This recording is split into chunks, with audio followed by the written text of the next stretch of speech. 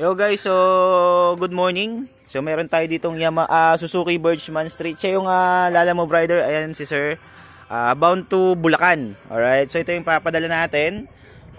Imported elbow plus yung ating Acropovic Tri-Oval Full Carbon for NMAX version 2. So full set na po yan guys. Plug and play. Ikakabit na lang po. Wala nang ibang iisipin pa. So meron na siyang kasamang bracket and spring. So ayan guys.